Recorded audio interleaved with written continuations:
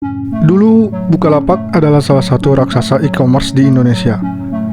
Berawal dari sebuah kosan, Bukalapak tumbuh menjadi perusahaan unicorn yang bersaing dengan Tokopedia dan juga Shopee. Tapi, kenapa sekarang Bukalapak memutuskan untuk menutup marketplace mereka? Jadi, inilah kisah kejatuhan Bukalapak nih bre. Langsung aja yuk kita skuy masuk ke dalam videonya.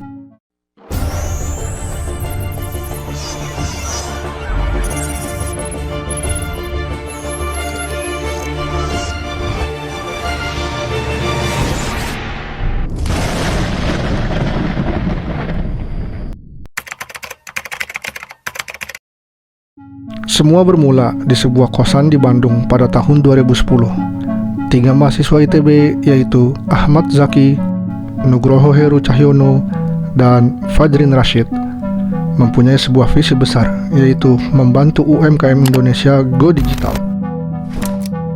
Pada saat itu, belanja online masih terasa asing di Indonesia, dan mereka ingin membuat platform yang bisa memberdayakan pelaku UMKM. Bukalapak lahir sebagai marketplace yang lebih fokus kepada pedagang kecil.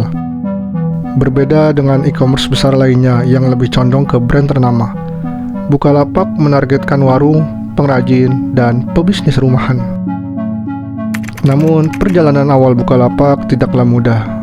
Saat pertama kali diluncurkan, mereka kesulitan menarik perhatian pelaku UMKM dan pembeli karena budaya belanja online yang masih belum populer di Indonesia.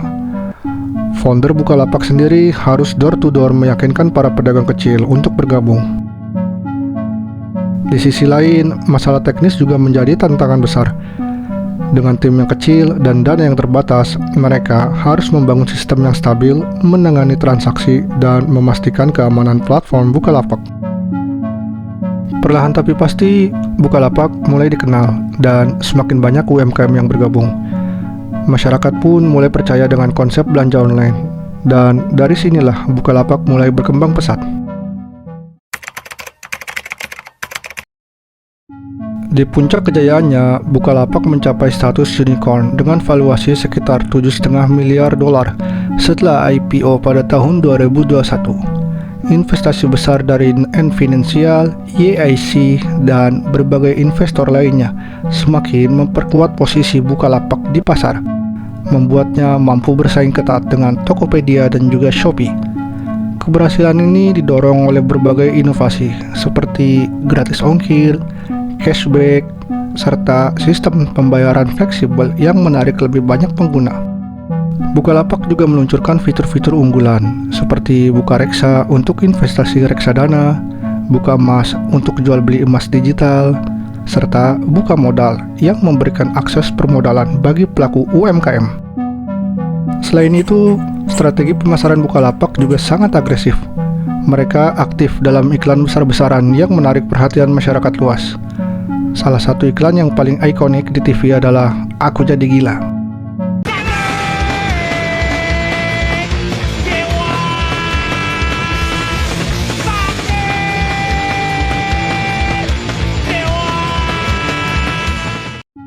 Yang sukses menarik perhatian masyarakat dengan konsepnya yang unik dan juga berani. Iklan ini menjadi viral dan memperkuat brand Bukalapak sebagai e-commerce yang dekat dengan anak muda dan juga masyarakat luas. Ekspansi Bukalapak juga tak hanya terbatas pada marketplace. Mereka meluncurkan Kami Mitra Bukalapak yang membantu warung-warung tradisional bertransformasi secara digital, memungkinkan mereka menjual pulsa, token listrik, hingga produk grosir secara online. Berbagai inovasi inilah menjadikan Bukalapak bukan hanya sekedar marketplace, tapi juga ekosistem digital yang semakin luas dan berpengaruh di Indonesia.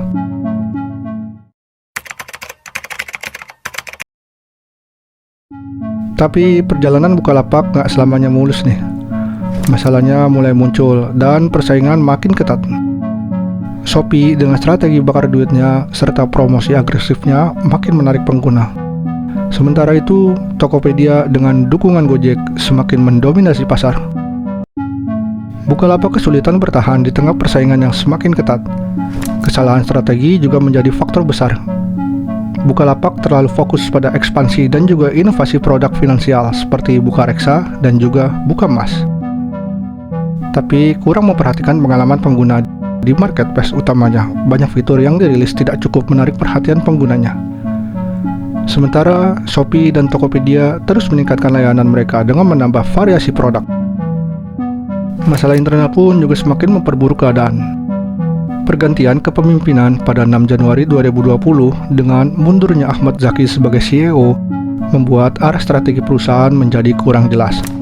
Kepercayaan investor pun juga menurun, berdampak pada harga saham Bukalapak setelah IPO, dan Bukalapak semakin kesulitan bersaing dengan kompetitor yang memiliki pendanaan lebih stabil.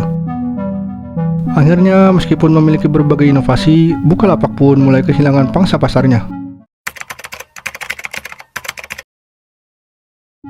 Akhirnya, pada tanggal 9 Februari 2025, Bukalapak secara resmi mengumumkan bahwa mereka akan menutup layanan marketplace produk fisik mereka.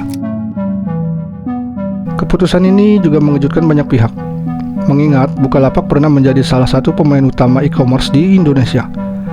Alasan dibalik keputusan ini adalah persaingan yang semakin ketat. Shopee dengan strategi subsidi dan promosi besar-besaran berhasil menarik lebih banyak pengguna, sementara Tokopedia semakin kuat setelah merger dengan Gojek. Bukalapak kesulitan mempertahankan daya saingnya dalam ekosistem marketplace tradisional. Selain itu, model bisnis marketplace produk fisik dianggap tidak lagi menguntungkan bagi Bukalapak.